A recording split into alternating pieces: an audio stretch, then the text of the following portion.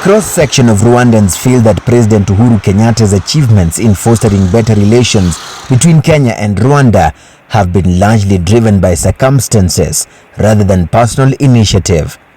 Under President Kenyatta, he came in at a time when Rwanda had just joined the East African community.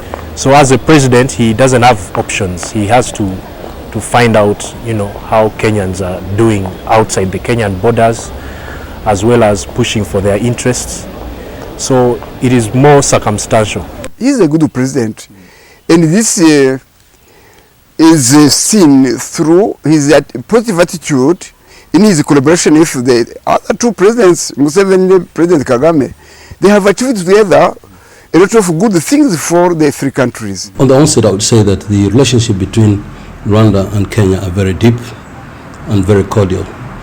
And these have been evidenced by the number of projects that we have undertaken and initiatives over the past 4 years. I'm sure you're aware of the Northern Corridor projects, which is one of the hallmarks of the integration initiatives that have been undertaken over the past 4 years. A number of things that have come out from these initiatives. We have agreed with both Rwanda and to an extent Uganda on the free movement of people. For example, the Kenyan nationals now can visit this country without the use of passport, and only the identity cards that they can use now for traveling across the region. But analysts say that President Uhuru Kenyatta cannot claim full credit on the above-mentioned achievements, since regional leaders too had a role to play. I think, he's not an angel. The main factor which contributes to enhance relationship between Rwanda and Kenya is the nature of their economies. Kenya was developed. It is the most industrialized country in the East African community. And this didn't come from President Kenyatta alone. What I would say that the advent of President Kenyatta's administration accelerated some of these initiatives.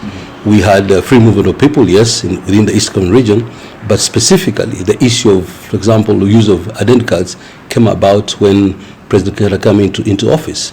So I would say it is a continuation of the partnership, but accelerated in the past 4 years. President Uhuru Kenyatta may need new strategies of tackling the ghost of corruption.